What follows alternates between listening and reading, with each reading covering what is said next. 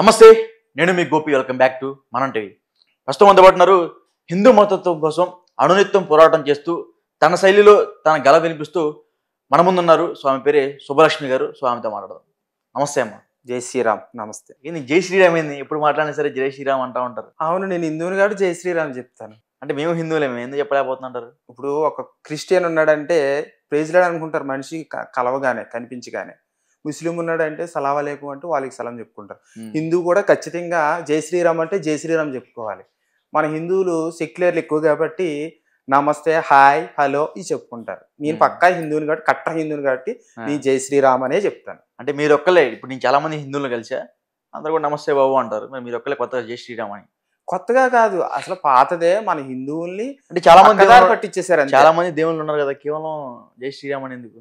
శ్రీరాముడు అందరికి ఆదర్శవంతుడు. అన్నదమ్ములకి. అంటే శివుడు కదా, ఆయన వెర్షన్ వేరు. మరి ఆయన మాట్లాడచ్చు జై శ్రీ ఓం నమః శివాయ. ఓం నమః శివాయ అని అంటాం అంటారా? ఓం నమః శివాయ. ఇగో రుద్రాక్షలు ఉన్నాయిగా. ఓకే ఓకే, ఇదంతా పక్కన పెడితే రీసెంట్ టైమ్స్ లో ఒక అతను బాగా ఫేమస్ అయ్యాడు ఒక పాట ద్వారా. కోయి కోయి కోడిని కోయి అని గొర్రప్ప. సో ఆయన అయితే విపరీతంగా ఫేమస్ అయ్యాడు. కానీ ఆయన మీద పెద్ద ఎత్తున ఆరోపణలు చాలా ఉన్నాయి. ఒకటి కాదు, రెండు కాదు, పదుల సంఖ్యలో ఆయన మీద ఆరోపణలు ఉన్నాయి.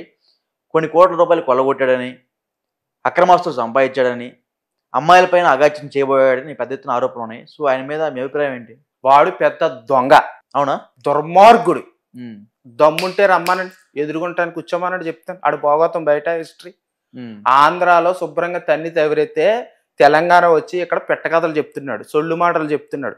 ఇక్కడ తెలంగాణలో ఉన్నాడు కొంతమందికి తెలియక అమాయకులు గొర్రెల్లా నమ్ముతున్నారు. గొర్రె కషాయుడు నమ్ముతుంటారు కదా, అలాగే వాడు కషాయుడే. నీకెట్ట తెలుసు కషాయుడని? తెలుసు, మాకు ప్రూఫ్స్ ఉంటాయి. కావాలా? ఏమున్నాయి ప్రూఫ్స్? ఏమున్నాయి మీ దగ్గర? వాడిని కడపలో తన్ని తరివేశారు, మహబూబ్ నగర్ లో తన్నేశారు, కడపలో తన్నేశారు, విజయవాడలో తన్నేరు. దేనికి తన్నారు? వీడు చేసే అక్రమాల పనులను బట్టి. నేను దేవుని నమ్ముకుంటున్నాను, నేను ప్రభుని నమ్ముకుంటున్నాను, నేను దేశమంతా నన్ను ఉద్ధరించేమన్నాడు మా ప్రభు అని చెప్తున్నాడు వీడు. ఏలూరులో ఒక అమ్మాయికి వాళ్ళ భర్త సరిగ్గా కలవట్లేదని చెప్పేసి ఇతన్ని సలహా తీసుకుంటే, నేను కోయి బిడ్డని, అడవి బిడ్డని, నేను కోయి ధోరణి అని చెప్పేసి అని, నీకు వలమూలికలు ఇస్తానని చెప్పేసి అని విజయవాడ రమ్మని చెప్పి లాడ్జికి తీసుకెళ్లి వీడు 50,000 ఇవ్వు, లేదంటే 30,000 ఇవ్వంటే, నా దగ్గర లేవు బాబు అంటే, నా దగ్గర పడుకో, నీకు ఫ్రీగా ఇస్తాను నేను అని చెప్పేసి అని ఆ అమ్మాయిని కూడా అరాచకం చేశాడు వీడు లాడ్జీలో. ఓకే, రమ్మానండి నా కొడుకుని, చెప్పులు తీసి కొట్టు ఊరూరు పరిగెట్టి తంతావి నా కొడుకుని. వీడు గొప్పోడు. వీడిని ఫేమస్ చేశారు సోషల్ మీడియాలో, కోయి కోయి. అందుకే కామెడీ పీస్ చేశారు వీడిని. కామెడీ పీస్ అయినా? కామెడీ పీసే. వాడు పాస్టర్ అంటే ఏమన్నా నమ్మడాడు. ఆడ కళ్ళద్దాలు, ఆడి జుట్టు, ఆ రేస్టాలు పెద్ద బోకు నా కొడుకుడు. అలాగే కడపలో కూడా ఒక పాస్టరు ప్రార్థనలకి పిలిస్తే వంటగదిలోకి వెళ్ళి వాళ్ళ భార్యని రేపు చేయకపోతే అక్కడ ఆడి తన్ని 50 కిలోమీటర్లు తన్ని తవ్వేరండి కారులో ఉంటా. అది ఇంకా చాలా చాలా ఉన్నాయి. విజయవాడలో వీడికి ఇల్లు లేదు అంటాడు వీడు. నాకు ఇల్లు లేదు, ఇల్లు లేదు, ఇల్లు లేదు. వీడికి ఎందుకు ఇల్లు లేవు? 2 ఇల్లులు ఉన్నాయి వీడికి. ఎక్కడెక్కడ? గురజాల్లో ఉన్నది, విజయవాడలో ఉన్నది, గుడివాడలో ఉన్న రోడ్డు పక్కనే ఉన్నాయి. బిల్డింగ్ పైన రేకుల సెట్ చర్చి కట్టాడు వీడు. అసలు ఆ చర్చి లేదు అన్నాడు. లేదు కదా, సర్టిఫికేట్ చూపించాడు, ఆధార్ కార్డు తీసుకుని మొత్తం తీయండి హిస్టరీ. ఏమీ తెలియని అమాయకులను మోసం చేస్తారు ఈ పాస్టర్లు. ఈ పాస్టర్ల భోగోతాలు మాకు బాగా తెలుసు. అందుకని వీళ్ళని ఎవరిని కూడా నమ్మవసరం లేదు. దయచేసి ఎవరు కూడా నమ్మకండి. వీడేదో పేదరుపులు చేసి నాకు ఇల్లు లేదు, నాకు డబ్బు లేదు, ఫోన్ లేదు, నేను కోయిదోరని అడవి పెట్టినంటే ఈ నిజంగా కోయిదోర. వీడు సర్టిఫికేట్ చూపించమనండి. ఆ సర్టిఫికేట్లు ఏముంటది? వీడు కోయిదోర. వీడు భద్రాచలం నుంచి వచ్చాడు. వీడు గుడివాడు, గురజాల వీడి సొంతూరు. ఓకే, అక్కడ ఉంటాడు వీడు. విజయవాడలో లవర్తో కులుకుతూ, లవర్తో పెట్టుకుని ఒక చర్చి కట్టించుకుని అక్కడ విజయవాడలో కూడా అక్కడ ఉంటున్నాడు. ఓకే, గుర్రప్పకి లవర్ కూడా ఉందా? లవర్ కూడా ఉంది పిల్లలతో పాటు. వీడు ముందు చేసి అన్ని కూడా వ్యభిచారాలే. వికలాంగ అమ్మాయిని కూడా రేప్ చేయబోయాడు. ఒక పాస్టర్ వేరే భార్యని రేప్ చేయబోయాడు, ఒక అమ్మాయిని రేప్ చేయబోయాడు. ఇంకేటి ప్రూఫ్స్ ఉన్నాయి కదా. మహబూబాద్ లో కూడా ఈయన్ని తరిని తవరేశాడు. మహబూబ్ నగర్ లో స్కూల్ పిల్ల మీద వ్యభిచారం చేయకపోతే. అవునా? ప్రార్థన పేరుతోనే వీడుండే చోట పిలుచుకుని ఆడు తప్పుడుగా ప్రవర్తించంటే ఇన్ని తన్ని తవరేశారు. ప్రతి చోట తన్ని తవరేరండి. ప్రతి చోట, ఒక చోట అనేదే కాదు. మహబూబాబాద్, వరంగల్, విజయవాడ, తర్వాత కడప, ఓకే, ఇలా చాలా ఊర్లు ఉన్నాయి. నాకు ఉన్నాయి. ఆయన ఎక్కడికి వెళ్ళినా సరే ప్రవర్తన ఉంటుంది ఆయనలో. ఖచ్చితంగా కామాంధుడు. వాడే చెప్తాడు కదా, ఒక ఇంటర్వ్యూలో ప్రార్థనలోనే మన సోషల్ మీడియాలో చూశాను, నన్ను తన్నబోయారు, నేను బడ్డీ కిందకు దూరిపోయాను అని చెప్పి అన్నాడు కదా. ఆడు చేసినాడు చెప్పుకుంటాడు సిగ్గులేకుండా. కానీ ఏంటంటే వీడి మీద యాక్షన్ తీసుకోకపోవడం ప్రభుత్వం తప్పు, గవర్నమెంట్ తప్పు, అధికారులది తప్పు. అంటే ఆయన సుమారు ఒక ప్రార్థన దగ్గరికి వెళ్ళి ప్రార్థన చెప్పాలన్నా సరే, మంచి వాక్యం చెప్పాలన్నా సరే సుమారు 40,000 నుంచి 50,000 తీసుకున్నాడు. నిజమేనా? తీసుకుంటాడు. పాస్టర్లకు డబ్బు లేకుండా రారండి.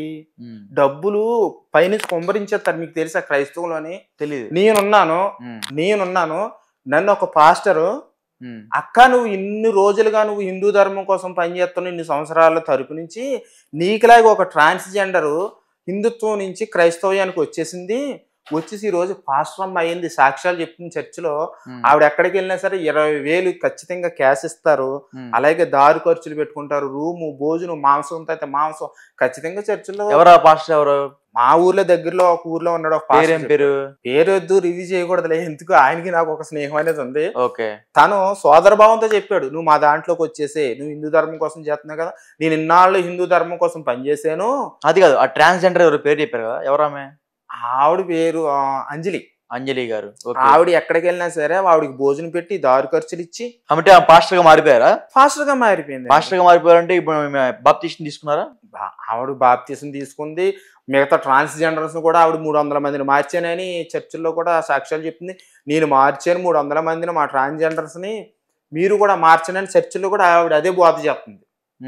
కానీ సిగ్గులేని మా హిందువులు ఎలా ఉన్నారంటే, హిందూ ధర్మం కోసం ఎంత పోరాడుతున్నా సరే ఎక్కడా కూడా హిందూ ధర్మానికి సంబంధించిన పండుగలు ఎన్నో జరుగుతుంటాయి. అవును, జాతరలు చేస్తారు, అమ్మవారి జాతరలో పండుగలు చేస్తారు, షష్ఠులు చేస్తుంటారు, వినాయక చవితి ఎన్నెన్నో జరుగుతుంటాయి. ఇంత హిందూ ధర్మం కోసం పనిచేస్తున్నటువంటి నన్ను పిలిచి కనీసం ధర్మం కోసం పనిచేస్తున్న నా స్టేజీ మీద ధర్మం కోసం 4 మాటలు చెప్పమని ఒక చిన్న కార్యక్రమం ఏర్పాటు చేయరు. హిందువులు ఎప్పుడు కూడా recording dance, break dance, DJ songs ఇలాంటివి ఏర్పరచుకుంటారు హిందూ ధర్మానికి సంబంధించిన పండగలకి. అందుకే హిందూ ధర్మం నాశనం అయిపోయింది. ఇంకోటి అమ్మ కూడా, నేను రీసెంట్ గా జగ్గంపేటలోని రావులమ్మ సంబరం ఏదో జరుగుతుంటే అక్కడికి వెళ్ళి ఆ కమిటీ వాళ్ళ దగ్గరికి వెళ్ళి, తమ్ముడు నేను హిందూ ధర్మం కోసం పనిచేస్తాను, కొంచెం మీరు ఏదో డీజే సాంగ్స్ అయ్యి ప్రోగ్రాలు పెట్టుకుంటున్నారు కదా, ఒక్క అరగంట నాకు స్టేజ్ మీద టైం ఇవ్వండి, హిందూ ధర్మం కోసం చెప్తాను, హిందువులు చైతన్యం చేస్తాను, నాకు డబ్బులు ఏమొద్దు, కుదిరితే మీకు ఏమన్నా అభిమానులతో ఒక 5 కేజీలు బియ్యం ఇవ్వండి, 5 పూటలు వండి తింటాను నేను అంటే అలాంటివి కుదరవు అన్నారు. అక్కడే కాదు మిగతా చోట్లకు కూడా నేను ఎన్నో చోట్లకి వెళ్ళి హిందూ ధర్మం కోసం సంబంధించినటువంటి ఫెస్టివల్ దగ్గరికి వెళ్ళి ఎంతో మందిని అడిగాను. నేను హిందూ ధర్మం కోసం నేను బోధ చేస్తాను, ఒక్క అరగంట నాకు టైం ఇవ్వండి, హిందువులను ఐక్యత చేస్తాను, కులాలుగా కాకుండా హిందువులందరూ ఒకటిగా నేను చేస్తాను, నాకు ఏదో ఒకటి మీకు తోచిన కాడికి ఇస్తే ఇవ్వండి, లేతే లేదు, నా ధర్మం ముఖ్యం అని చెప్తే ఆ కుర్రోళ్ళు ఒప్పుకోరు, కమిటీ వాళ్ళు ఒప్పుకోరు అని చెప్పి అన్నారు. ఎక్కడుంది హిందూ ధర్మం? అందుకే నేను ఇప్పటికీ భిక్షాటనకి వెళ్తున్నాను. వాళ్ళు క్రైస్తవులోకి వెళ్ళిపోమని ఎంతో మంది పాస్టర్లు చెప్తున్నారు, వచ్చేసే ఒక్క చిన్న వీడియో చేయి మాకు, నేను ఇన్నాళ్ళు హిందూ ధర్మం కోసం పనిచేశాను, హిందూ ధర్మంలో నాకు ఏ న్యాయం జరగలేదు, అందుకే నేను క్రైస్తవంలోకి వెళ్ళిపోతున్నాను, యేసుప్రభువే నిజమైన దేవుడు అని మాకు చిన్న వీడియో చేయి, ఖచ్చితంగా నిన్ను ప్రతి పాస్టర్ పిలిచి చర్చిల్లో సాక్ష్యం చెప్పించుకుని నిన్నే ఒక సాక్ష్యంగా నేను మంచి ఇంకా పెద్ద సెలబ్రిటీగా మేము చేసే బాధ్యత మాది, చెయ్యకపోతే నా షాప్ని నా ఇల్లుని కూడా నా చర్చిని నీకు ఇచ్చేస్తానని చెప్పి ఒక పాస్టర్ అన్నాడు. మరి ఎందుకు వెళ్ళలేదు? ధర్మం, దేశం ముఖ్యం. ఇప్పుడు అతను ఇచ్చిన డబ్బులు, అతను ఇచ్చిన చర్చి, అతను ఇచ్చింది నా ధర్మాన్ని అమ్మేసుకున్నట్టే, నన్ను నేను కూడా అమ్మేసుకున్నట్టే.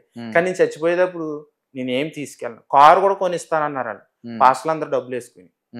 ఎక్కడ ప్రతి చర్చికి వెళ్ళి నువ్వు సాక్ష్యం చెప్పు, యేసుప్రభు కోసం సువార్త చెయ్యి, నీకు ఏమీ ఇబ్బంది కలగదు ఆర్థికంగా. చర్చికి వెళ్ళినా సరే 5,000 10,000 నీకు ఇస్తారు, గెస్ట్ కింద నేను పిలుస్తారు, నువ్వు ఒక సెలబ్రిటీగా నేను తీసుకెళ్తాం మేము అని చెప్పి ఎంతో మంది పాస్టర్లు చెప్పారు. అలాంటి ఫేక్ పాస్టర్లో ఒకడైనా ఈ కోయి అలియాస్ గొర్రప్ప, అందులో వీడు అతను కూడా చెప్పాడా?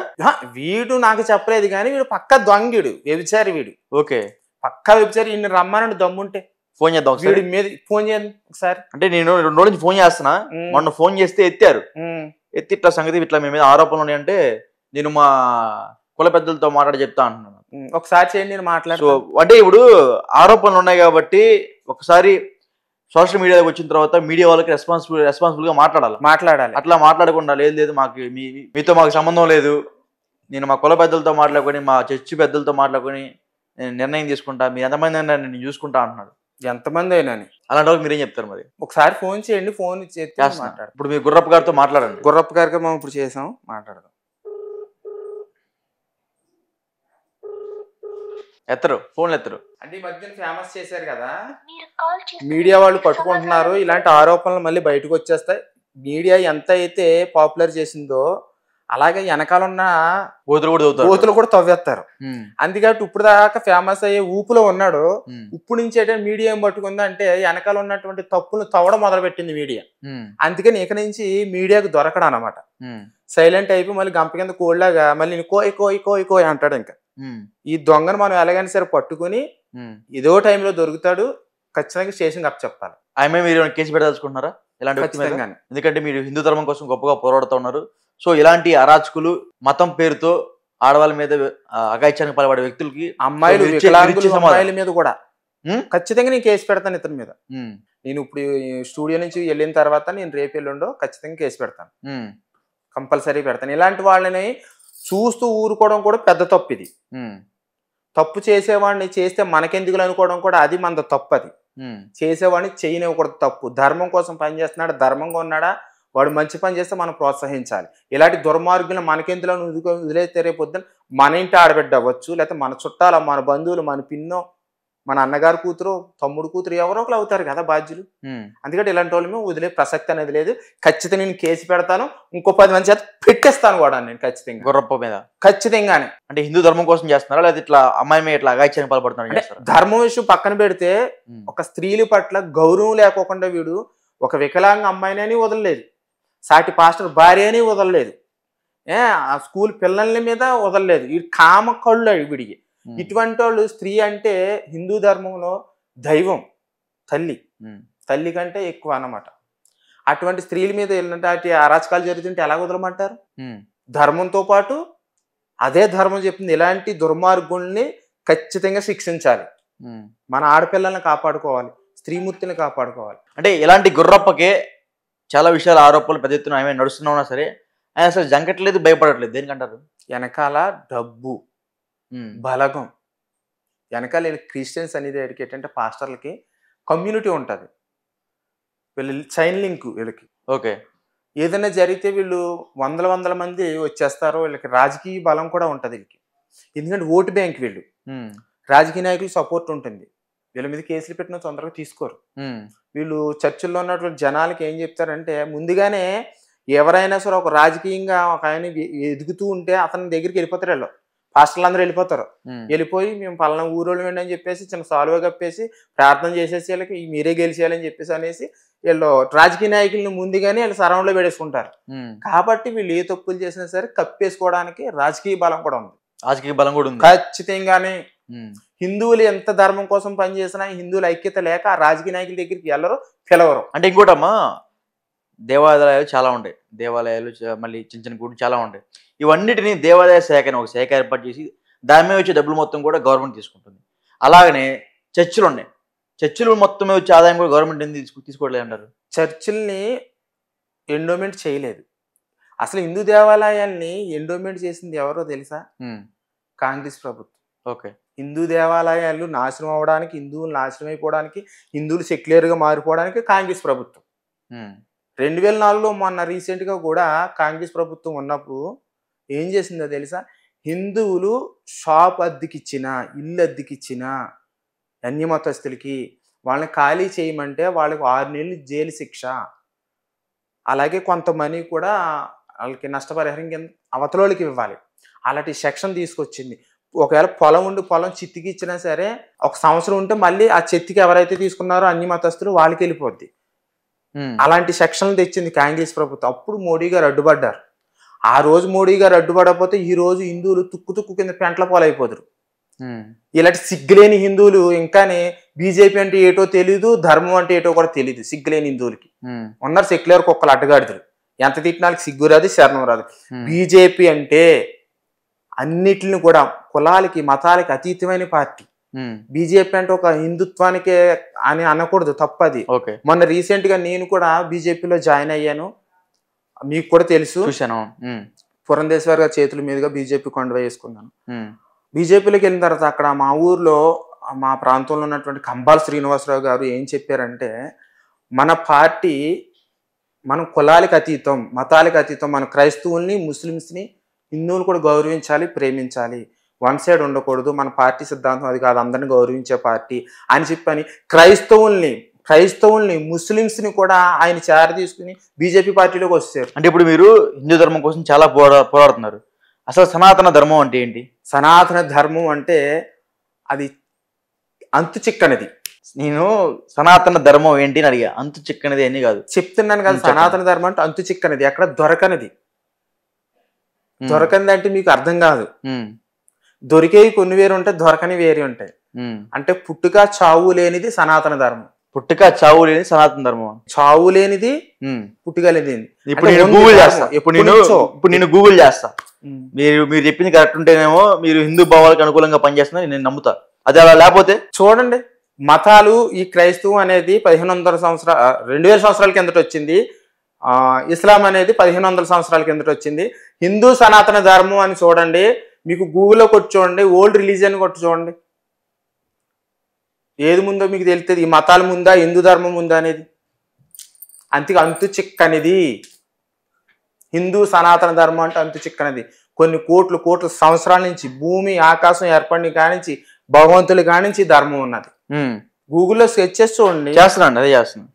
అసలు సనాతన ధర్మం అంటే ఏం చేస్తున్నాను నేను? శాశ్వతమైన ధర్మం లేదా శాశ్వతమైన క్రమం అనేది హిందూ మతంలోని కొన్ని విభాగాలకు, అంతర్పకు మరియు హిందూ ధర్మాలతో సహా హిందూ మతం యొక్క అన్య దేశాలకు ప్రత్యామ్నాయంగా పదంగా ఉపయోగించబడుతుంది.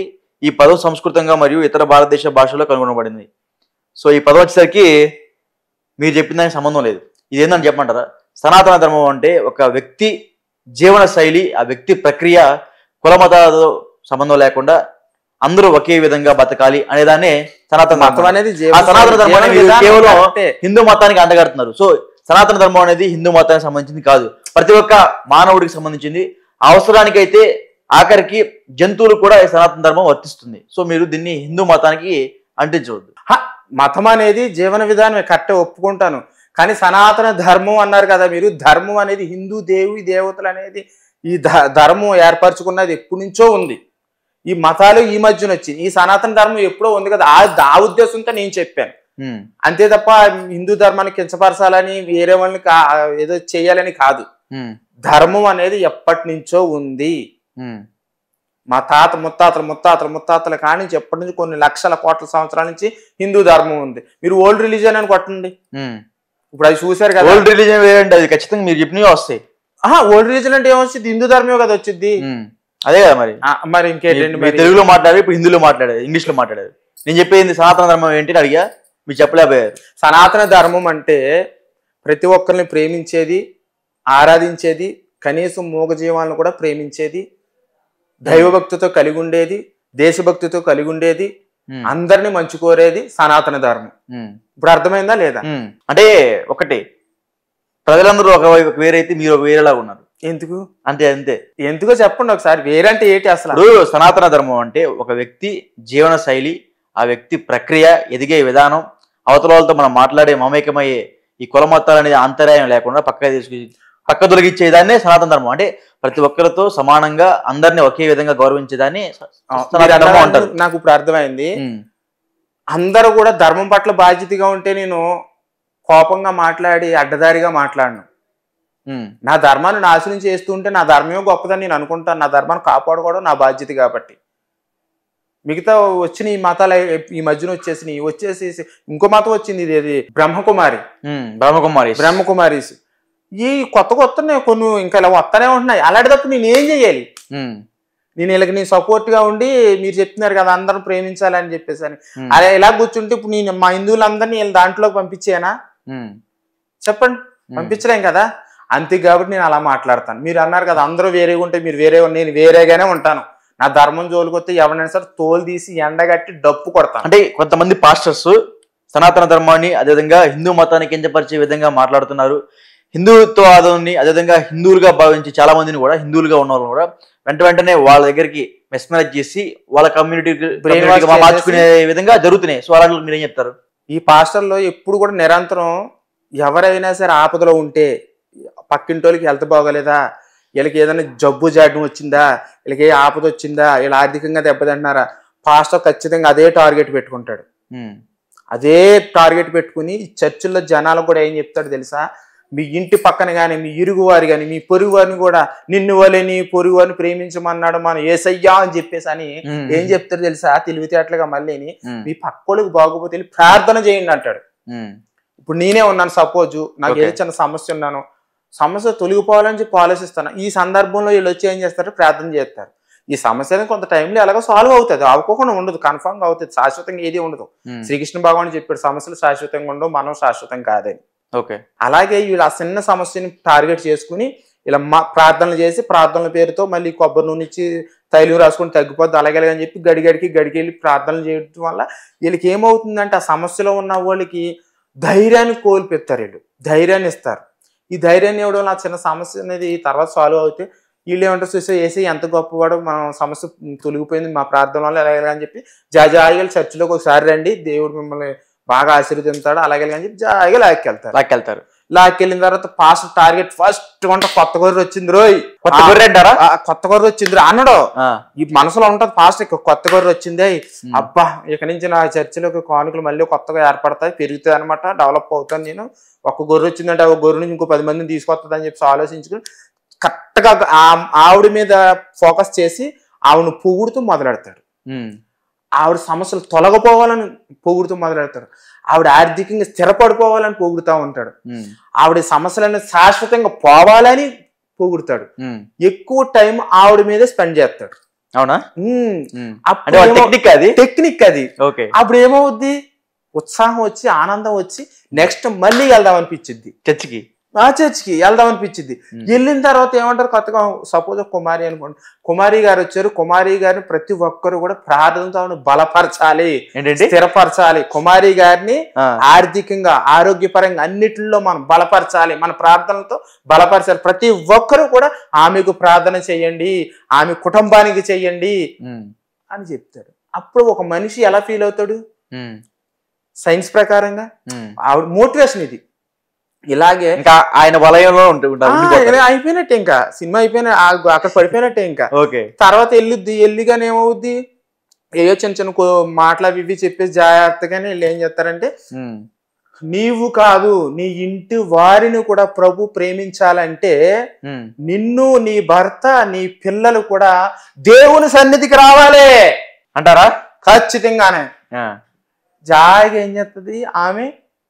ఏమండి ఆదివారం చర్చికి వెళ్దామండి, చాలా దేవుడు గొప్పోడండి, మొన్న నాకండి జ్వరం వస్తే పక్కింటి ఆవిడ వచ్చి ప్రార్థన చేసిందండి, తగ్గిపోయిందండి, నయం అయిపోయిందండి. కానీ ముగ్గురు తెచ్చిన టాబ్లెట్లు మర్చిపోయింది. అవును, ముగ్గురు తెచ్చిన టాబ్లెట్లు మర్చిపోయింది, హాస్పిటల్కి వెళ్ళి డాక్టర్ ఇంజెక్షన్ చేసింది మర్చిపోయింది, పక్కింటి ఆమె వచ్చి ప్రార్థన చేసింది, ఇదే గుర్తుంటది అనమాట. ఎందుకంటే వీళ్ళు ఎక్కువ పొగుడుతారు కదా, అందుకని మోటివేషన్ అయిపోతారు. తర్వాత భర్తను తీసుకెళ్తారు, భర్తను తర్వాత పిల్లల్ని తీసుకెళ్తారు, అయిపోయింది ఒక ఫ్యామిలీ. ఈ ఫ్యామిలీ వెళ్ళి ఇంకో ఫ్యామిలీని మారుతుంది, ఆ ఫ్యామిలీ వెళ్ళి ఇంకో ఫ్యామిలీని, ఇంక ఇలా మార్చుకుంటూనే. అందుకే క్రైస్తవం ఇంత ఎక్కువ ఏర్పడిపోయింది, శాప కింద నీరులాగా. కానీ ఒక హిందువు ఉన్నాడంటే, నేను పూజ చేసుకోవడానికి వెళ్తున్నా, నేను దేవుడిని దర్శించుకోవడానికి వెళ్తున్నా, నాతో పాటు రా అని చెప్పి ఫ్రెండ్ అని పిలవడం, మా దేవుడే గొప్ప, మా సనాతన ధర్మం గొప్ప అని ఒక్క హిందువు కూడా చెప్పడం. కానీ అది ఒక క్రిస్టియన్, మా ప్రభు చాలా గొప్పవాడు, మా కోసం ప్రాణాన్ని ఇచ్చాడు, మా కోసం రక్తం చిందించేసాడు అని చెప్పేసి అని గొప్పగా చెప్పుకుంటూ, స్కూల్లో పిల్లలు మాత్రం వాళ్ళ పిల్లల్ని కూడా మార్చేసుకుంటారు. స్కూల్కి వెళ్ళి పిల్లలు, క్రైస్తవ పిల్లలు ఉన్నారంటే వాళ్ళ పక్కన ఉన్నటువంటి హిందువులను కూడా మార్చేస్తారు పిల్లలు. మా దేవుడు చాలా గొప్పడు, మా కోసం రక్తం కాచాడు అలాగే ఇలాగని చెప్పేసి. వాళ్ళకి మతం పట్ల అంత బాధ్యత ఉంటది, హిందువులకి బాధ్యత ఉండదు. అవునా? అస్సలు ఉండదు. నేను హిందూ ధర్మం కోసం చెప్తాను రా, ఇంతమంది హిందువులు ఉన్నారు, రికార్డ్ డాన్స్ పెట్టారు, డీజే సాంగ్స్ పెట్టారు, కొన్ని 100 మంది వస్తున్నారు, ధర్మం కోసం 4 మాటలు చెప్తాను, భగవద్గీతలో 2 మాటలు చెప్తానంటే మాకు కుదరతో టైం సరిపోదు. మరి వీళ్ళ హిందువులని ఎలాగాలని అడ్డగాడిది నా కొడుకులు కాకపోతే, సిగ్గులేని పనికి మళ్ళీ కొడుకులు కాకపోతే, నాకంటే వెనకాల మతం మారినటువంటి క్రైస్తవులోకి వెళ్ళినోళ్ళు ఆర్థికంగా స్థిరపడిపోయి పాస్టర్లు అయిపోయారు. నేను హిందూ ధర్మం కోసం చెప్తాంటే నాకు కావాలా వద్దురా నాయన, నాకు వద్దు, నాకు హిందూ ధర్మం కోసం చెప్తాను, స్టేజ్ మీద 5 నిమిషాలు టైం ఇవ్వండిరా అంటే అస్సలు ఎవరు. క్రైస్తవంలో ఖచ్చితంగా ఒక ట్రాన్స్జెండర్ ఉన్నదంటే పాస్టర్ ఖచ్చితంగా స్టేజ్ ఎక్కిస్తాడు. అవునా? స్టేజ్ కంపల్సరీ ఎక్కిస్తాడు. పలానా సుబ్బలక్ష్మి వచ్చింది, ప్రార్థన చేస్తుంది, ప్రభు కోసం సాక్ష్యం చెప్తుంది అని చెప్పేసి ఖచ్చితంగా మోటివేషన్ చేసి ఎక్కుతాడు. హిందుత్వంలో అలా చెప్పరు, సిగ్గుమాలి పనికిమాలి ఎదవరు. వీళ్ళ లక్షలు ఖర్చు పెడతారు, లక్షలు ఖర్చు పెడతారు డీజే డాన్సులకి, సాంగ్స్కి. అవును. ఈవెంట్స్కి. హిందూ ధర్మం కోసం చిన్న భగవద్గీత కానీ పెద్ద బాలశిక్ష కోసం ఒక 5 నిమిషాలు 10 నిమిషాలు టైం ఎవరు నేను ఎన్ని గుళ్ళు దగ్గరికి జాతరలు జరుగుతుంటే వెళ్ళి అడిగాను. నన్ను ఇంకా ఇలాగే ఇప్పుడు అలా చేయడం వల్ల నేను ఆర్థికంగా భోజనం చేస్తాను, ఇబ్బంది పడను, నాకు ఒక ఉపాధి కలుగుతుంది. నాకు వేలుకి వేలు వద్దు. ఒక్కొక్కసారి అనిపిస్తుంది నిజంగా నేను క్రైస్తవులోకి వెళ్ళిపోతే బాగున్నా అని అనిపిస్తుంది. కానీ మనసు ఒప్పుకోదు. అంతరాత్మ హృదయం మనసు ఒప్పుకోదు. నా దేశం నా ధర్మం అని చెప్పేసి నరాల్లో రక్తం మరుగుతూనే ఉంటుంది రాత్రి బాగోళ్ళు కూడా. అలాంటిదప్పుడు నేను మారలేం కదా. హిందువులు అంత దుర్మార్గం ఉన్నారనమాట. వీళ్ళు అన్ని మతాలు సమానం అంటారు. మళ్ళీ అన్ని మతాలు సమానం అంటే ఊళ్ళో పందేని గుళ్ళో నంది ఒకటి కాదు కదా. ఈడి పిల్లం పక్కింటోడి పిల్లం ఒకటే కాదు కదా. ఈ సెక్యులర్ భావం అనేది కుక్కలకు ఉంటాయి. పరమత సహనంతో ఉండాలంటారు. పరమత సహనంతో ఉండాలి, ఓకే. పరాయి మతస్థుల మీద సహనంగా మనం ఉండాలంటారు. మన ధర్మాన్ని దూషించేసి ఎన్ని తిట్లు తిట్టేసినా, మన దేవీ దేవతలను రాళ్ళు రప్పులు అని చెప్పి ఎన్ని తిట్లు తిట్టేసినా సహనంగానే ఉండాలా? మరి ఈడి పిల్లాన్ని ఎవడన్నా ఏదన్నప్పుడు ఈడు ఎందుకు సహనంగా ఉండడు? పరాయి మతస్థుడుగా సహనంగా ఉండాలని ఆలోచించాలి కదా. పక్కింటోడు అని చెప్పి సహనంగా ఉండాలి కదా.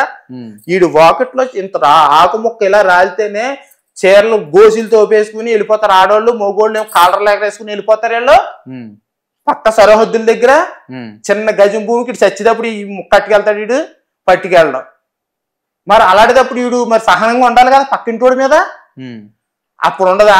అంటే హిందూ ధర్మంలోనే పరమత సహనం ఉండాలా?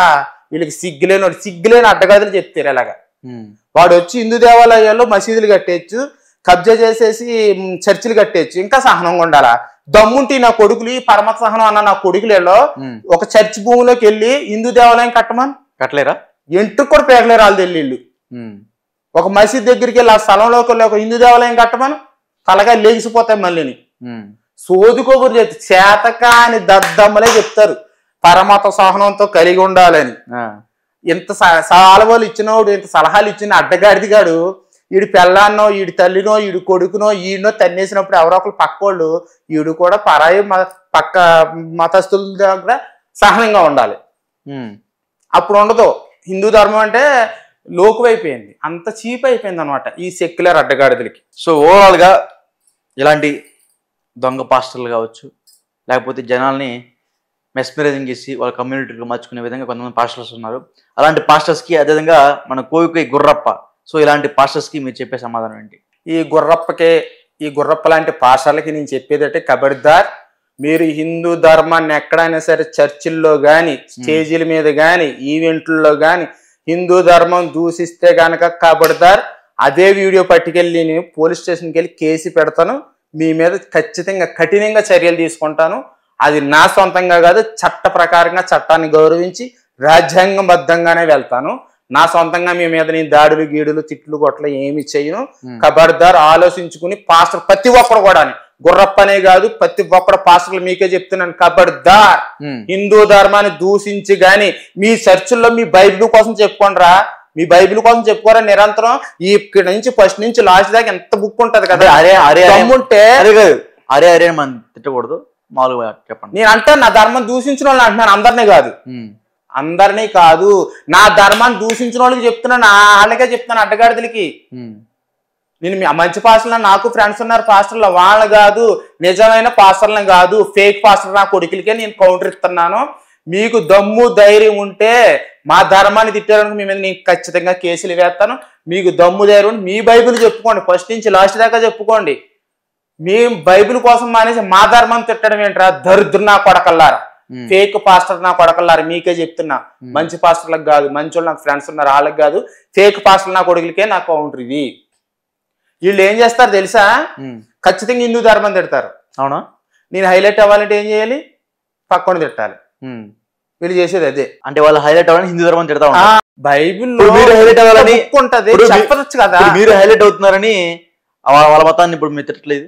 నేను హైలైట్ అవ్వడానికి నా ధర్మాన్ని తిడుతున్నారు కాబట్టి నేను తిడుతున్నాను ఫేక్ పాస్టర్లని. మీలాంటి వాళ్ళు తిడుతున్నారు కాబట్టి వాళ్ళు కూడా తిడుతున్నారు కదా. మేము ఎక్కడ తిట్టాం? ఫస్ట్ నుంచి హిందూ ధర్మాన్ని దూషించి హిందూ దేవి దేవతలను దూషించుకుంటే వీళ్ళు సైతాన్లు రాళ్ళు రప్పలు అని చెప్పి మతాలు మార్చి క్రైస్తవంలోకి తీసుకెళ్ళింది ఈ పాస్టర్లు. అంటే పాస్టర్లు అంటే నాకు గుర్తొచ్చింది, చాలా మంది ప్రార్థన చేసినప్పుడు కానీ అది వాక్యం చెప్పేటప్పుడు కానీ చాలా మంది డాన్స్ చేస్తూ ఉంటారు. ఇట్లా వాళ్ళు ఏదో ఇష్టం కానీ ఎగురుతూ ఉంటారు. ఫేక్ ఇది, నిజమా ఫేకా? ఫేక్. అటువంటి అడ్డగాడిదలకే చెప్తున్నాను నేను. నిజమైన పాస్టర్లు నేను ఏమి అన్నాను. నిజమైన పాస్టర్లు పక్కింటోళ్ళు ఏం చేస్తున్నారు, ఎదురింటోడు ఏం చేస్తున్నాడు, ఇలాంటి ఏం ఆలోచన, ఎవరిని మతం మార్చేయాలని చెప్పి ఆలోచించరు. వాళ్ళు ఒకటే దృష్టిలో ఉంటారు. వాళ్ళ దగ్గరికి ఎవరైనా ఇష్టపూర్వకంగా వెళితే వాళ్ళు ఏదైనా తీసుకుంటారేమో తప్ప వాళ్ళ మతంలోకి. అంతేగాని నువ్వు వచ్చే ఎవరిని మార్చి వాళ్ళ మార్చేయాలి ఇలా మార్చేయాలని చెప్పేసి అన్నారు. నాకు నిజమైన స్వచ్ఛమైన పాస్టర్లు నాకు 4 ఫ్రెండ్స్ ఉన్నారు. ఒకటి సురేష్, ఒకటి అనిల్ కొత్తపల్లి, సురేష్ అని ఆడదిగల, అలాగే రంపచోడవరంలో ఒక కుర్రోడు ఉన్నాడు, కుర్రోడు పెద్ద ఆయనే, అలాగే జగ్గంపేటలో ఒక పాస్టర్ ఉన్నాడు. వీళ్ళ 4 నాకు ఫ్రెండ్స్, పెద్దవాళ్లే. నేను ఇన్ని తిట్లు తిడతానని కూడా తెలుసు. అక్క నువ్వు తిట్టేది 100% నిజం, ఫేక్ పాస్టర్లు ఎక్కువైపోయారు, నేను తిట్టడంలో తప్పు లేదు, నువ్వు తిట్టేది ఫేక్ పాస్టర్లనే తిడుతున్నావు, నువ్వు మాలాంటి వాళ్ళని కాదు, మేము నిజాయితీగా ఉన్నాం కాబట్టి మాకు పౌరుషం రాదు నువ్వు ఎన్ని తిట్టినని. నువ్వు ఫేక్ వాళ్ళని తిడతావు కాబట్టి ఫేక్ వాడికే పౌరుషం వచ్చిద్ది, తప్పు చేసేవాడికే మండుద్ది, నిప్పున్నా కూడా పొగొచ్చుద్ది అని వాళ్ళు అంటారు. వాళ్ళకి నాకు సపోర్టు. కాదు ఫోన్ చేయమని చేస్తాను నేను. చేయమంటారా? వద్దులే, ఫోన్ వద్దులే. అది అంతే కాబట్టి నేను చెప్తున్నాను. వీళ్ళు బైబిల్ ఉంది, బైబిల్ మొత్తం మొదటి నుంచి లాస్ట్ దాకా కంటిన్యూగా చదివి చెప్పచ్చు కదా. ఎక్కడో మొక్క అక్కడ మొక్క, అక్కడ మొక్క ఎక్కడో మొక్క తీస్తారు. యూరోప్ లో ఊరి మీద జరిగేది తీస్తారు, అట్లా అలాగే తీస్తారు.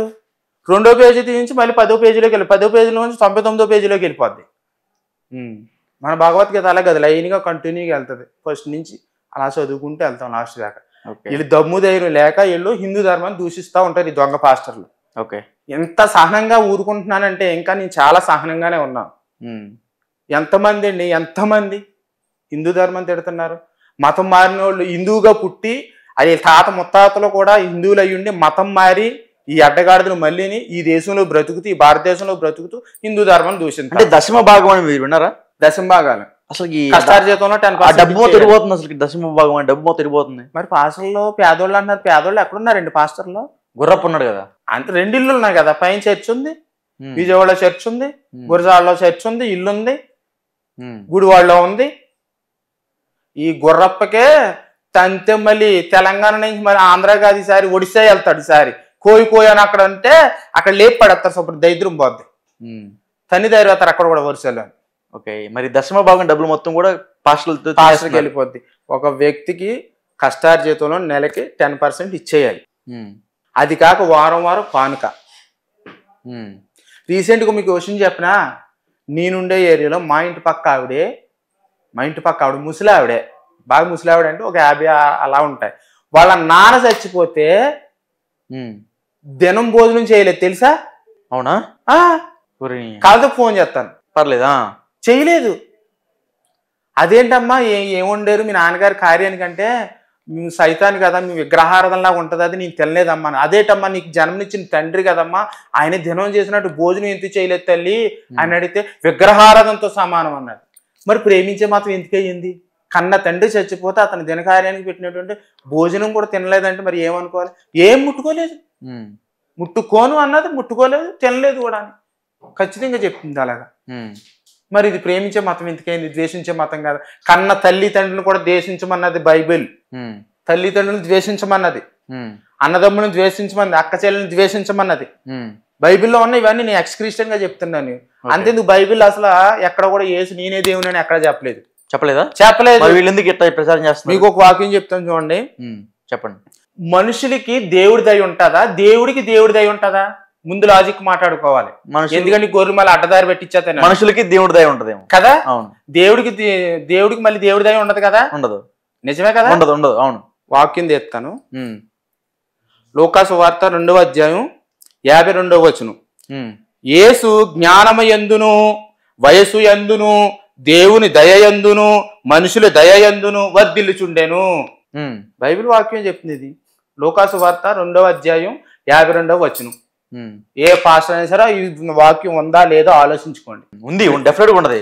మళ్ళీ చెప్తుంది, యేసు జ్ఞానమయందును అంటే యేసు వారు జ్ఞానమయందు, వయసు యందు, దేవుడి దయ యందు.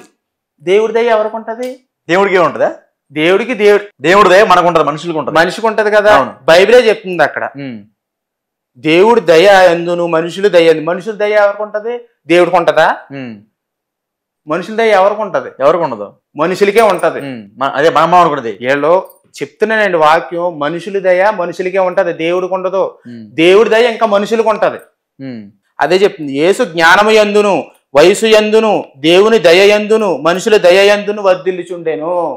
ఇంతకు మించి ఈ వాక్యం లేనాడైనా ఈ పాస్టర్ల చర్చలో చెప్పారు. వీళ్ళు చెప్పరు. బైబిల్ 100కి 80% చెప్పరు కాక చెప్పరు.